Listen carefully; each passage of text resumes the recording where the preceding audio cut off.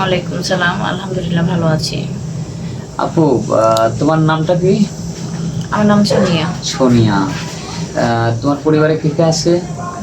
কেউ নাই, নানি আছে। নানি আছে, মানে বাবা মা নাই? না, কেউ নেই।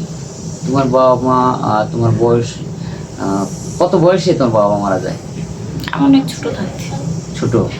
ছোট বলতে তুমি কথা কওয়া শেখো না এরকম? না না। কথা কওয়া শেখো নাই? না। তোমার আব্বা মারা যায় হচ্ছে, তোমার মা আগে মারা যায় না তোমার বাবা মারা যায় আগে? এটা আসলে সঠিক আমি জানি না, এটা তোমার আমার মনেই তো জানি। নাই, কিভাবে হ্যাঁ, বলতে পারো, তাই না? আচ্ছা, খুবই কষ্টের বিষয় যে তোমার বুদ্ধি হয়নি সেই সময়, তুমি তোমার বাবা মাকে হারাইছো, তাই না? তো তারপরে থেকেই তুমি তোমার নানির বাড়িতে থাকো? হ্যাঁ। আচ্ছা, পড়াশোনা কত করছো? এসেছি। এসএসসি। কলেজে ভর্তি হয়েছিল না? কলেজে ভর্তি হয়েছিল। হয়েছিল না? আচ্ছা, তোমার নানা কখন মারা যায়? নানা মারা গেছে 2 বছর। 2 বছর হলো, মানে তুমি পড়াশোনা করা অবস্থায় হ্যাঁ। মারা গেছে? তো নানা মারা যাওয়ার পর আর পড়াশোনা করতে পারো না? তো যাই হোক, আমি প্রশ্ন না করি, কারণ তোমার জীবনের গল্পটাই, মানে তোমার কষ্টের বা তোমার কষ্টের কথাগুলি তুমি দর্শক বাইরের কাছে একটু বলো। কি আর বলবো, আপনারা তো সবাই শুনলেনই যে আমার বাবা মা নাই, নানির কাছে বড় হয়েছি, পড়াশোনা বন্ধ এখন।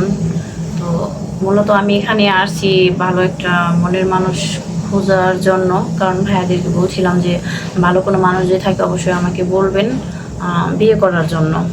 হ্যাঁ, যাতে সারা জীবন আমার মানে হাতটা ধরে রাখে, ছাইড়ে না যায়। কারণ যেহেতু আমার কেউ নাই, অবশ্যই আমি ভালো কাউকে চাই। একটু বয়স বেশি হলে সমস্যা নাই, কারণ বয়স তো আসলে সব কিছু না, মানুষের মন মানসিকতা ব্যবহার হয়েছে সব কিছু। হ্যাঁ, তো আমি চাই এরকম যদি কোনো মানুষ থাকেন ভালো, যে আমার সব কিছু চাই না শুই না মাইনে আমার দায়িত্বটা নেন, অবশ্যই আপনারা নক করবেন। আর স্ক্রিন তো দেওয়ার নাম্বার দেওয়া থাকবে, অবশ্যই আপনারা যোগাযোগ করবেন। কারণ যেহেতু তোমার হচ্ছে কেউ নাই, কারণ শেষ সম্বল এখন হচ্ছে নানি। নানি চলে যাওয়ার পরে তো মানে তোমার ভবিষ্যতে কাউকে না কাউকে লাগবে। এর জন্যই মানে তুমি আসছো আমাদের ক্যামেরার সামনে।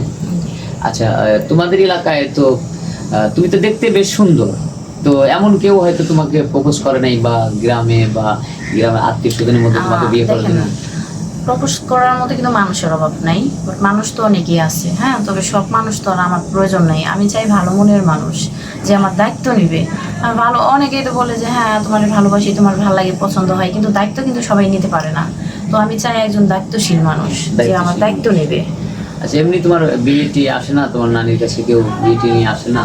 আসে, মানে এক একজনের এক এক রকম চাহিদা থাকে, তো চাহিদাটা তো আসলে পূরণ করা সম্ভব না, যেহেতু আমার নাই। হ্যাঁ, তো আমি চাহিদাটা পূরণ করবো টাকা কিভাবে? পয়সা দিবে কিভাবে? কারণ বাবা নাই, তারপরে নানাও ছিল, সেও তো চলে গেছে। চাই না শুনে যদি কেউ আমার দায়িত্ব নিতে চান, অবশ্যই আপনারা নক করবেন, স্ক্রিনে দেওয়া নাম্বারে যোগাযোগ করবেন, তাহলে অবশ্যই আমাকে পাবেন। আর আমার পার্সোনাল কোনো ফোন নাই, তো ভাইয়াদের এই নাম্বারে যোগাযোগ করলে অবশ্যই ভাইয়ারা আমার ব্যবস্থা করে দিব। মানে আমার তো আসলে ওনারা তো আমার বাড়ি চিনে, অবশ্যই ওনারা আমার সাথে যোগাযোগ করে দিব। ধন্যবাদ।